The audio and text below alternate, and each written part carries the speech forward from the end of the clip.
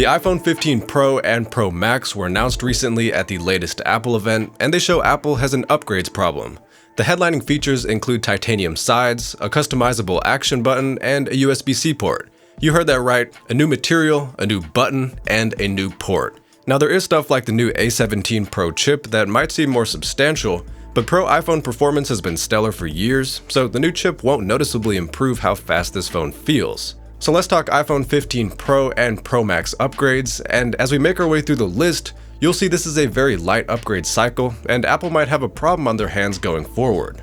So, Apple apparently thinks the titanium build of the iPhone 15 Pro is the most important change this year since it takes up the most space on the upgrades visual from the event, so let's dive deeper into what exactly that entails. It only affects the sides, which now have a brushed metal texture, and that blends into the unchanged matte glass back through ever so slightly rounded edges. I think the consensus here is the increase in strength won't matter too much because the back glass would crack way before any significant damage to the sides, but that the decrease in weight is appreciable.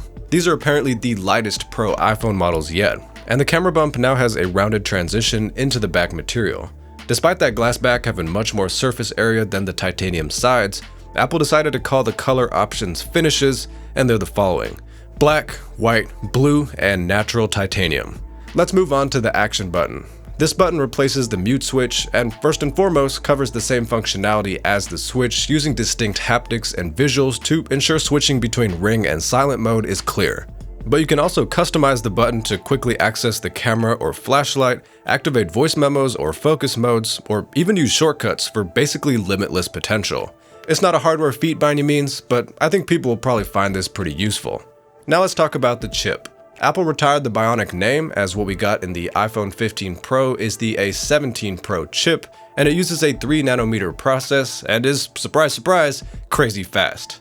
During the event, Apple went in detail into the number of cores in the chip for each specific usage case, but with where flagship phone performance is as a whole, just know the vast majority of the improvements will go toward future-proofing and performance overhead.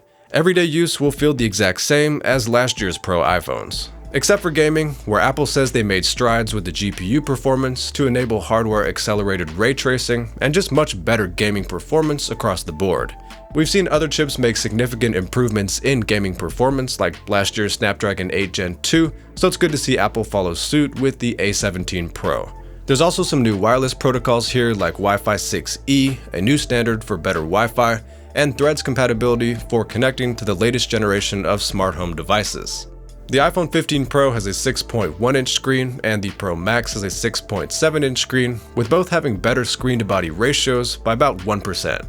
The screens max out at the same 120Hz refresh rate and 2000 nits max brightness as last year.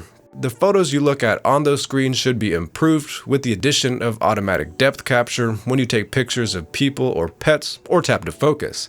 This allows you to skip jumping into portrait mode and just enable it after the fact. You can also change the focus point in portrait mode photos after they're taken. There's also improvements to night mode and smart HDR.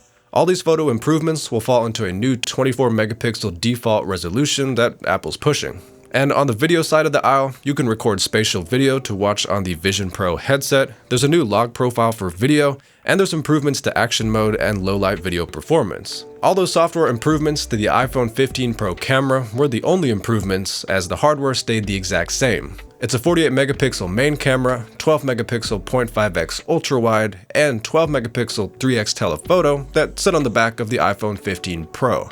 And the story is mostly the same for the Pro Max, which has the same specs I just listed, except the telephoto magnification went from 3x to 5x this year.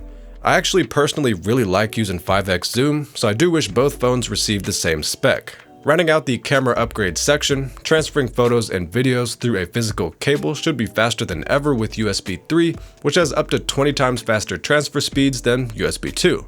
The video quality goes as high as 4K 60 FPS HDR, so this should help improve the workflow of creatives that use their phone to shoot.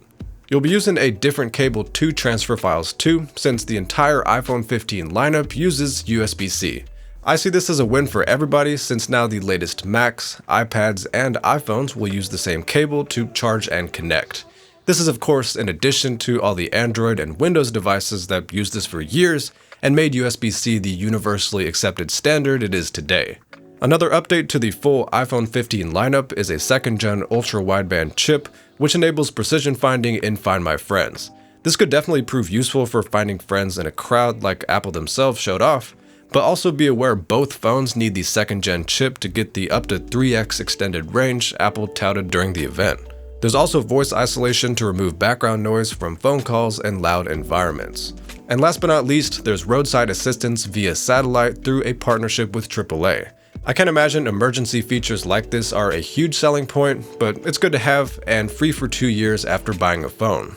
And as for the costs of the phones themselves, the base prices this year are $1,000 for a 128GB iPhone 15 Pro and $1,200 for a 256GB Pro Max.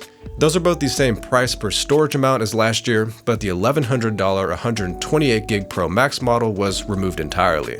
But that's it for iPhone 15 Pro and Pro Max upgrades. This was absolutely a light upgrade cycle, and I think it shows Apple has an upgrades problem. Looking back, even though at the time I had my reservations about it, the dynamic island from last year seems very innovative compared to what we got this year. But as it stands right now, it seems like Apple's kind of out of ideas. And Apple's generally one of the best companies at turning nothing into something and making the latest phone feel like the greatest.